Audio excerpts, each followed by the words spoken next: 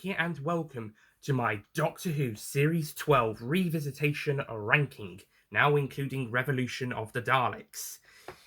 So, Doctor Who Series 12. This one's been a bit of a mixed bag, hasn't it? Same could be said for Series 11, although when I originally watched Series 12, I thought that was better than Series 11, but after rewatching these two series as part of the Revisitation reviews and the big marathon, Series 11 might actually be slightly better, in all honesty. I think so. It certainly does what it certainly achieves to an extent what it sets out to do, and that's be a brand new Doctor Who, new, fresh, different take on the series, being easy to get into for newcomers. Before we go into a very much more lore-driven, fan-directed 12th series, which has a couple of episodes that are quite stuffed with plots going on, while Series 11 had quite a few simple episodes and not a huge lot happened in some of them. So Series 12 was quite different to Series 11, and yet also quite similar in some ways due to having the same writers and cast on board for this series from Series 11, yet it went in a slightly different direction and ended up with a massive game-changing reveal at the end of the series, which I don't think it destroys canon, by the way, because Doctor Who canon has always been in a mess, or at least it's been in a mess for several decades. So this doesn't really destroy canon, because canon wasn't in a position to be destroyed in the first place. So it's definitely broken it, but not destroyed it, because canon wasn't in the position to be destroyed in the first place. So, with that out of the way, on to the Series 12 ranking, and the episodes that will be featuring in this ranking are Spyfall, Orphan 55, Nikola Tesla's Night of Terror, Fugitive of the Judoon, Praxeus, Can You Hear Me, The Haunting of Villia Diodati, Ascension of the Sidemen and the Timeless Children, and Revolution of the Daleks. So, onto the list, starting with number 9, as we've got two-parters in this series. Yay, and one of them is a two-parter with the same title over it, Spyfall, just like the end of time. So, starting off with number 9. This episode started okay, started off well, and then it just kept going downhill as we went along. It tries to present an environmentalist message, but it falls so flat when it tries to just cram it in to the story, and the big preach towards the camera at the very end. It just makes it fall really flat. Number 9 is Orphan 55.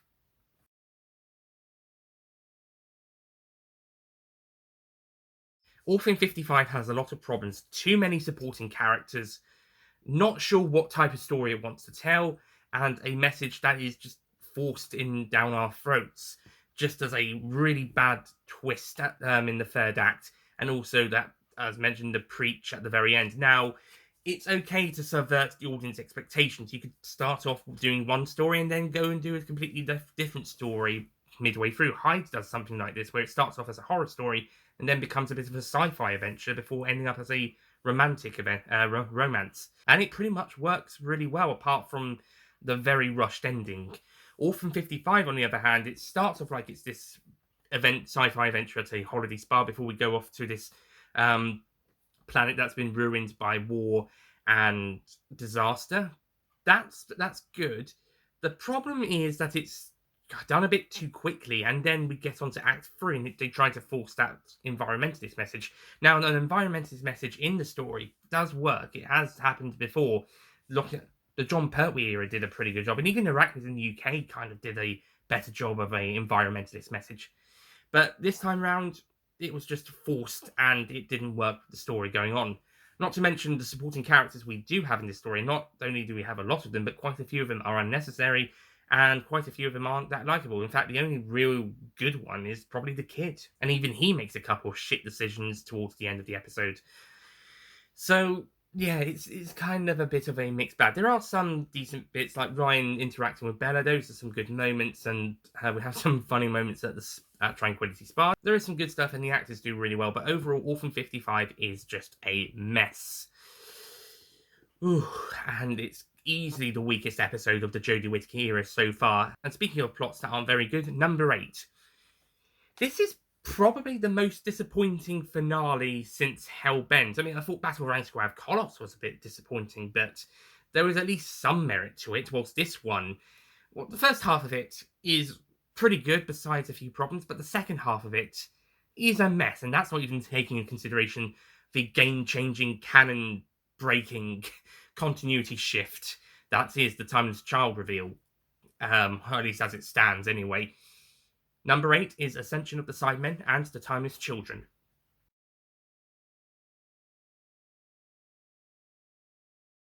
If I was ranking these episodes individually, Timeless Children would be... No, sorry, not Timeless Children. Ascension of the Sidemen would be a bit higher up, but Timeless Children would still be this low. I would still say Orphan 55 is worse, though. Okay, so Ascension of the Sidemen has some good stuff going for it, but there doesn't seem like there's a proper end goal. They're just trying to get to the frontier in Koshamus, but they don't really have an end goal beyond that. How are they going to defeat the Sidemen? They're just running. It feels like they should have had a second objective alongside of that. And also there's all this stuff about Brendan, this guy from 20th Century Ireland, which is supposedly the Master showing stuff from the Matrix to the Doctor, which has been covered by this whole pretense of this guy called Brendan. But it plays no importance to Ascension of the Sidemen. And when the Master says he was showing the Doctor these visions, we never got any indication that the Doctor was seeing these visions in Ascension of the Sidemen. We were just cutting from stuff that was happening in the story to stuff with Brendan. And it was a completely different story. But we didn't know the Doctor was having these as visions. There was no indication of it. So what was the freaking point? It was pointless. Besides that and a couple of nitpicks, Ascension of the Sidemen is still a pretty good first half of the story. Timeless Children, on the other hand. Okay, I'm going to take out what the Timeless Child is and what the whole stuff is about for now. And just say, just the fact that they go to Gallifrey in the first place and do this completely other story is already a problem when you've got this big Cyberman story going on and you've got 2 strands of that at least already going on. Essentially, the Cybermen already suffers with about 3 stories going on at once. Timeless Children suffers by having the exact same problem, but you amplify it even more so the problem becomes even more apparent. Whilst the Doctor's busy in the Matrix on Gallifrey, the Master is fucking around with Ashad. Whilst that's happening, Ryan and his team are fighting the Sidemen, whilst Yaz and Graham and their friends are on the spaceship until they converge together and the plot starts to converge. But there's so many stories taking place all at once. It's getting messy and bogged down, and it ultimately gives some characters an unsatisfactory ending. And that also ties in with the whole Timeless Child reveal, because the whole reveal of all of how that's all building up and being revealed is being overshadowed. It's overshadowing everything else, but you've also got all of this other stuff going on, so you are trying to focus on too much at once. Oh, and of course, the continuity shifting reveal. Now, whilst I believe it's fine for the Time Lords to steal regeneration energy from this other race and pass it off as it was their idea in the first place, that makes a lot of sense for the Time Lords. The reveal of the Timeless Child itself being the Doctor. However, as I mentioned, kept mentioning in my review, and I think some people have ignored that, or just not paid attention, the point is it's not finished yet. So we can't be 100% pissed off. Oh, what am I talking about? It's Doctor Who fans. Of course they're going to be 100% pissed off, whatever it was going to be. This fan base. Anyway, so the point I was trying to make is that it's not finished yet. We need to find out what's going on before we can make a final decision. But what we got so far is pretty shit. And things do not bode well for the future. But we'll see how it turns out. In the meantime, this story is a pretty shaky foundations for what's to come later, and it's a pretty weak end to Phase 1 of the Timeless Child arc, and a pretty weak start to Phase 2. Not to mention the worst final scene of a new series finale since Death in Heaven. Even Hellbent had a better final scene, and that had Clara and me going off into travelling in time and space. Moving on to number 7, this episode has the potential to be one of the greatest episodes of the series, maybe even one of the greatest episodes of the show. But again, too much going on, too much focus on one thing but not enough on the other, and it just got itself bogged down into a mess. Number 7 is Can You Hear Me?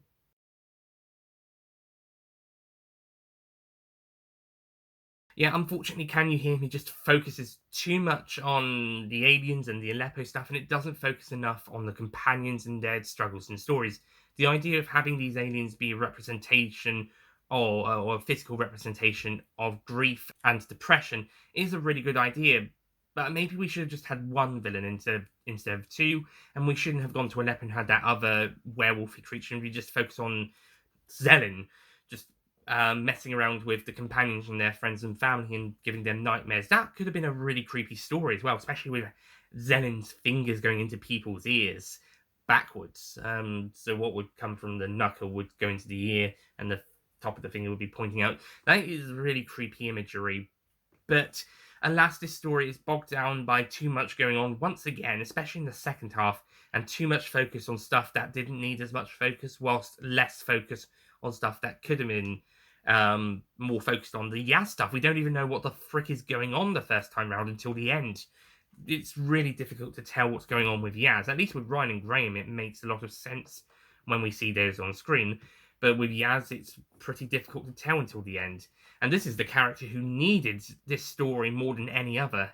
And whilst it doesn't let her down per se, it just feels like we needed more focus on the companions and their fears rather than these two alien gods. Or at least maybe cut one of them and have the other one be the villain. And the whole stuff with Aleppo, whilst it does tie in with the mental health stuff, it didn't need to be in here. Moving on to number 6, this is the story that does the environmentalist message better than Orphan 55, and it actually tries to tackle this message in a more science fiction story way than just shoving it down our throats. Maybe it's a little bit, but not as bad as Orphan 55, and it actually has a plot to actually put this message into. Number 6 is Praxius.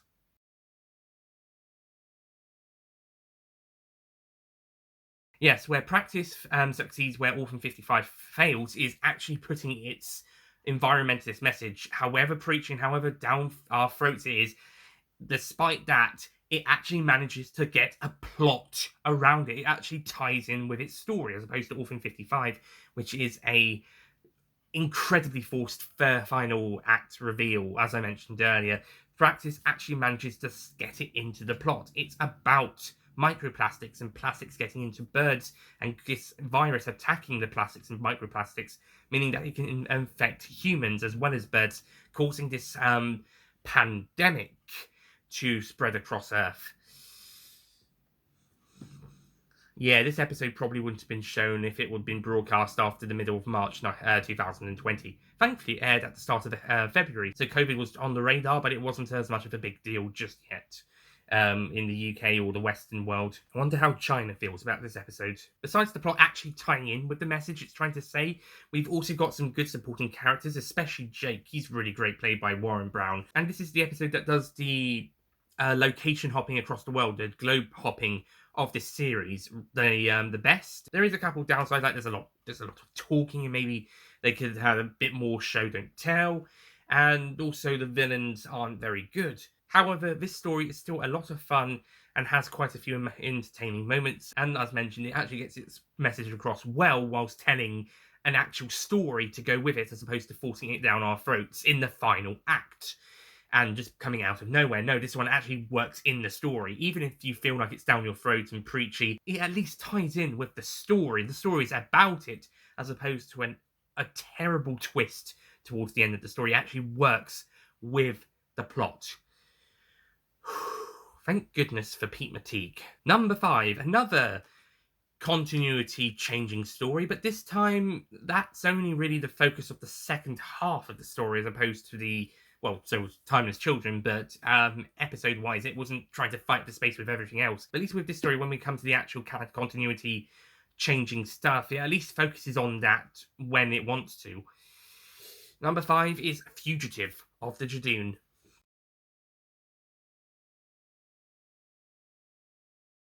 This story starts off as a really fun, engaging, and entertaining Judoon stomping around Gloucester story, before we then get a continuity-changing adventure later on, which becomes a multi-Doctor adventure. Now, again, I don't know where Ruth's Doctor comes in the continuity. She could be before the first Doctor, but I'm not buying that. So it's more likely she comes between 2 and 3, or she's the next one, or a later one anyway. I know a lot of people are getting upset about her being a potential pre-Hartnell Doctor, but as I mentioned in the review, we haven't got the answers to this yet, and the same with the Timeless Children. We have to actually wait to get answers. You can be upset about the reveals as they are now, but just remember, we still got to wait before we get everything revealed. Okay, so just calm down. But that being said, what we do get, whilst this episode is pretty good, there could have been some improvements with the multi-doctor stuff at the end, and the companions are taken out of the plot just to hang out with Captain Jack for a bit. And whilst it's great to see Jack again, he doesn't really do much in this episode apart from set up the finale and the New Year special, and also get the companions out of the way so that the Doctor can go and talk to this other incarnation of herself. So this episode has a few issues, but it's still a pretty good episode. But it might be a bit stuffed in places, but it's not as stuffed as the finale. Oh boy. And some other episodes of this series. Regardless, it's still a good episode, but there could have been some improvements. As the cake says, you can do better. But at least it still did well. Moving on to number 4. The most recent Doctor Who story broadcast at time of recording, Revolution of the Daleks.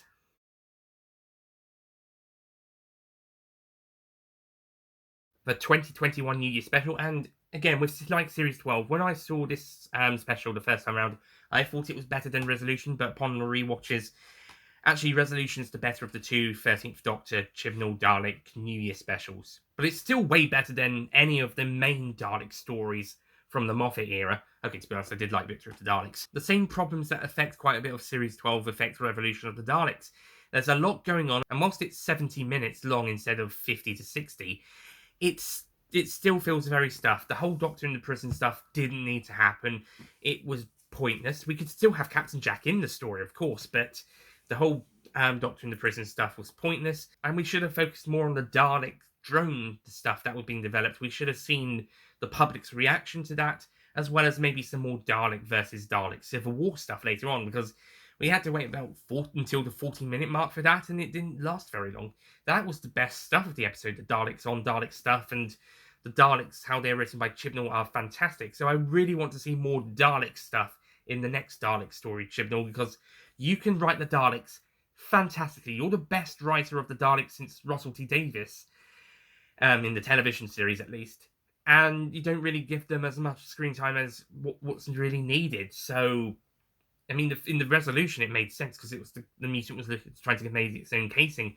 But with Revolution of the Daleks, there's so much going on at the same time that it's only one component to this. So next Dalek story, you need to focus on the Daleks because that's your strongest part of these two stories, the Daleks. But yeah, Chibnall is fantastic at writing the Daleks. We just need to have more of them. I actually found Diet Trump, aka Jack Robertson, to be a pretty good character in this story. Okay, maybe not a good character, but he was much better than in Arachnids in the UK. He's just a greedy businessman now, with a bit of an lack of morality, as opposed to Arachnids in the UK, where he was a Trump parody. So he's a bit better here, and Chris Newth does a really good job as the character. I think he steps up his game there as well. And it's a fun, rollicking New Year special and fun adventure. But that stuff with the Doctor in the prison could have been cut. It could have been removed completely. Moving on to number 3, another New Year's story, not a special, Spyfall.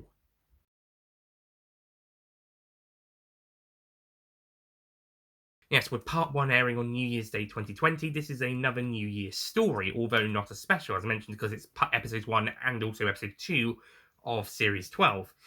With episode 2 not airing on New Year's Day, and it aired on its usual Sunday slot. Part 1 is a really enjoyable, rollicking spy romp of a story, although the spy passage Bond homage stuff could have been a bit more apparent in the story, whilst also telling a Doctor Who story. It was wanted to do the spy Bond homage, but it kind of lost its way in the middle, and then it remembers it's doing a spy pastiche and Bond homage, and gets the characters in tuxedos to go to a lavish party with a casino setting. It's still a really fun and enjoyable spy episode, spy thriller episode with some science fiction twists, and a pretty fun story, and it's a pretty great way to start off this series. Part 2 adds time travel to the mix, and the characters travelling, well, some of the characters travelling through time and space, while some other characters are stuck in the 21st century. It is a bit of a shame that Ryan, Yaz, and Graham don't really get much to do. Daniel Barton also doesn't really get as much to do in part 2. He was the main villain of part 1, but then he kind of has to move over to let the Master become the main villain. Now, whilst Barton doesn't get forgotten about in part 2, he is definitely severely underused, and he's just there to be the villain for the 21st century, whilst the Master is time travelling to try and catch up with the Doctor, who's now time travelling with Ada Lovelace, well, future Ada Lovelace, she's Ada Gordon at this point, and they meet Noor India Khan. I think I botched that name. And whilst those two characters are pretty great in this episode, and they're pretty great female figures in history, they don't really do an awful lot in this episode. Ada does a bit of stuff in the 19th century stuff, but when they get to the World War II stuff, they don't really do an awful lot. Quite a bit of the stuff is actually done by the Doctor, so whilst it's nice to have them there, they don't really do much. And I think that's the problem with part 2. There's just so much going on, not many characters get enough to do. The main companions just run around doing stuff whilst Daniel Barton goes off to this conference, whilst the Doctor's new friends only do minimalistic stuff while she's the one doing most of the work, fighting up against the Master. The Kasavan also don't play as much of a role in this episode as they did in part 1, but at least we get some sort of an idea of what they're about. Again, I considered putting this two-parter above The Woman Who Fell to Earth in my best opening stories of a series or season ranking. I've got a list, and these two are definitely top 6. But I did put Spyfall before Woman Who Fell to Earth, but now I think I would change that round, which means Woman Who Fell to Earth now enters the top 5, while Spyfall goes down to 6th. And it was the other way round. Whoops. So apparently on rewatching this series, Series 12 turns out to be weaker than Series 11, which is in contrast on what I felt in the first couple of viewings. Oops. And speaking of current opinions in comparison to what I thought when I first saw these episodes, number 2, an episode that I liked the first time round, but I really like now. Nikola Tesla's Night of Terror.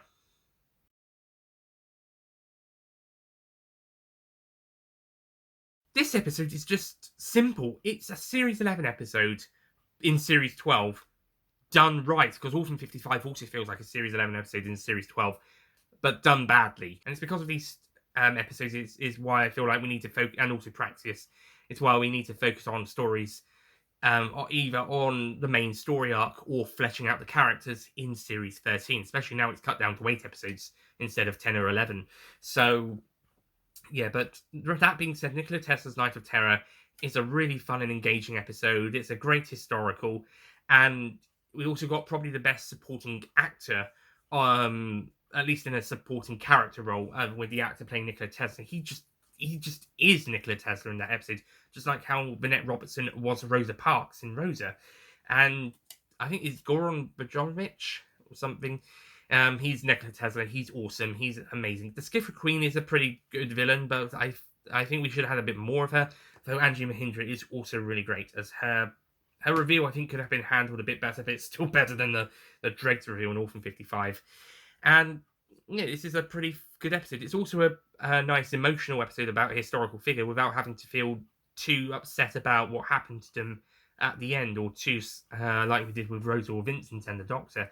This time around, whilst we know things aren't going to go well for Nikola Tesla, we at least end the episode on a more upbeat note as they say goodbye and go off to do their different things. It's a bit more of a sweet ending, even if it's a bit melancholy, but at least it's a bit more upbeat than some of the other endings we've had in the historical stories, both in this era and beforehand. So Nikola Tesla's Night of Terror, a very good episode. Really, really good.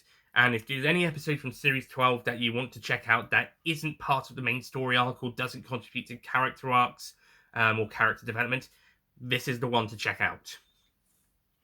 And finally, number 1, the best episode of Series 12 by a long shot, and one of my favourite episodes of the 13th Doctor's era, is The Haunting of Villa Diodati.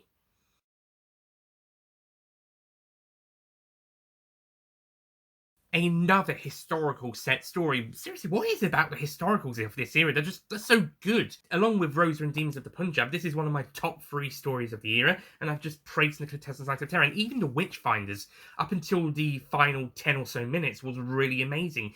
It's only really those last 10 minutes that let it down so badly. That's why it came around halfway on the ranking in the Series 11 ranking. Otherwise, it probably would have been top 3, top 4. So, yeah. The Haunting of Villa Diodati hits all the right notes. The first half is a great, creepy, scary horror episode. And then the second half shifts to a more sci-fi angle with the lone Cyberman and sets up the finale pretty nicely. In all honesty, it works really well at telling its own story, but while being two types of story at once, and it just merges seamlessly into from one to another. It just works so well. This is easily the best paced episode of the series and the best paced episode of the Whittaker era, maybe besides maybe Demons of the Punjab. And it just works so well with the great stories. The supporting characters are fantastic. We've got a fantastic cast with them, and the Lone Cyberman is a great villain, and the Cyberium is a great concept as well. It's just a shame it wants to turn all Sidemen into robots in the next story. But until we know about that, it's a pretty interesting idea to have this lone Cyberman search for the Cyberium, which has been sent back in time by human rebels, as we'll see in the next story. And the lone Cyberman tries to find it, and it ends up with Percy Shelley, and time gets twisted, meaning that the Eighth Doctor will never come to Villa Diodati and not have those audio adventures that Big Finish made. It's like when the Five Doctors made the Tom Baker version of Sharda, erased from continuity, and so the Eighth Doctor then had to come back in and sort it all out. Well, that's how I like to theorize these two situations, when you've got situations doing the exact same thing. And as for the audio adaptations of books and short stories, well, that's just another version of telling the story. Anyway, so, yeah, Haunting of Villa Diodati, this is a fantastic episode. It's a great, scary episode to start with, but then it gets into a more exciting science fiction story later on, and it just works really well. Also, along with World Enough in Time and The Doctor Falls, this is one of the darkest Cybermen stories seen on screen, and it's probably the most violent since the webcast Real Time. Have you guys seen Real Time? Yeah, you can check it out if you want to. It's on YouTube somewhere. We'll warn you, there's a lot of blood. There's not any blood in this episode, but you hear the neck crack, and that's probably the most nastiest Cyberman death we've seen on screen. Though expanded media certainly do much worse deaths, but when we talk about the television stories and the films, then, and the webcasts, then it's this one. Unless you're counting Real Time, in which case that one, then this one. But yeah, Haunting Villa Diodati, fantastic episode, and easily the best of the series, and easily one of the best of the Whittaker era.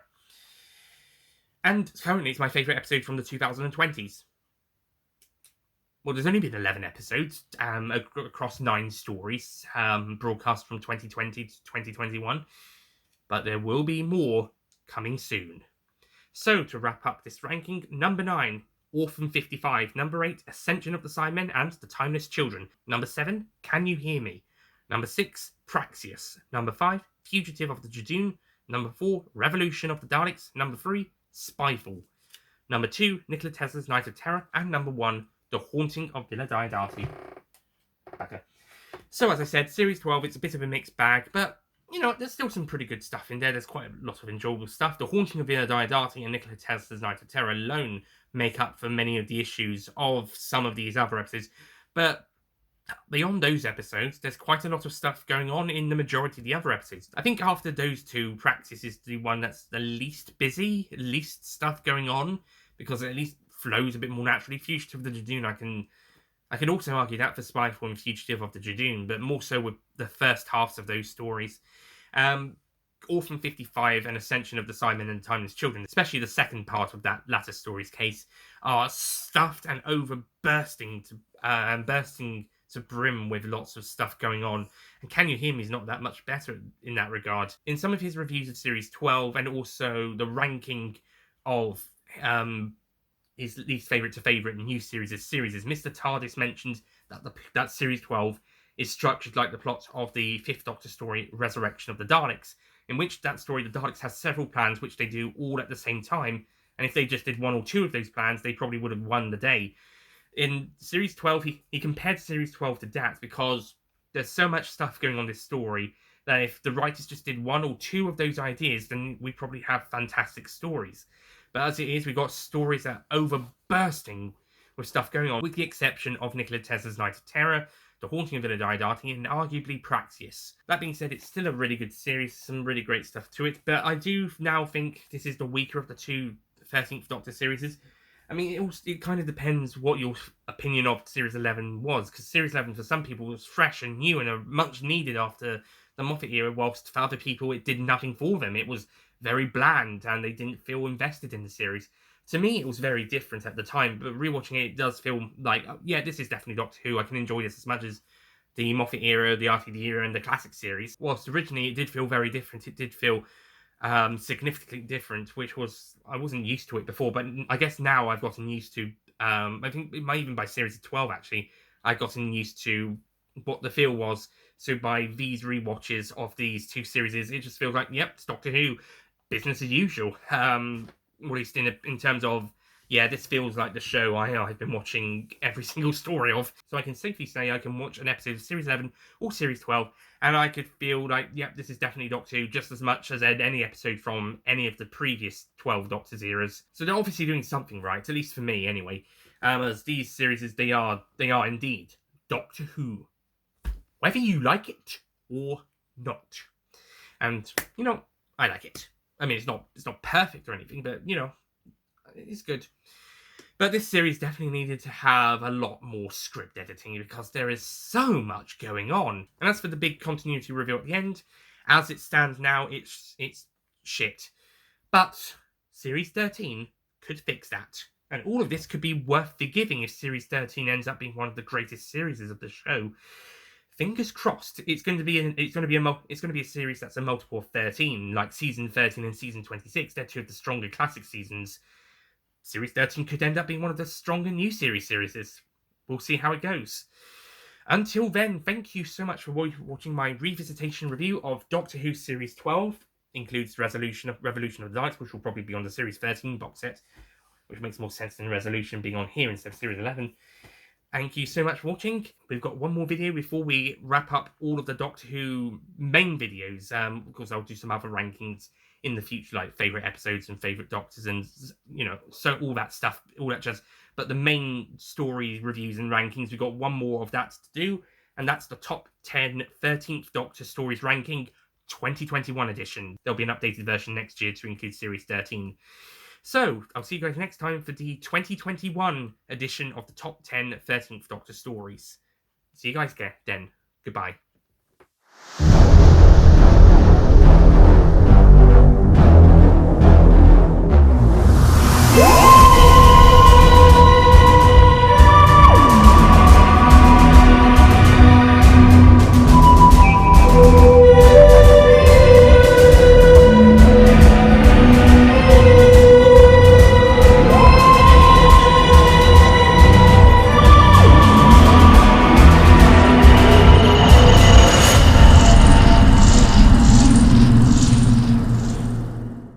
Don't forget to click below to subscribe to the Nicholas Payne YouTube channel.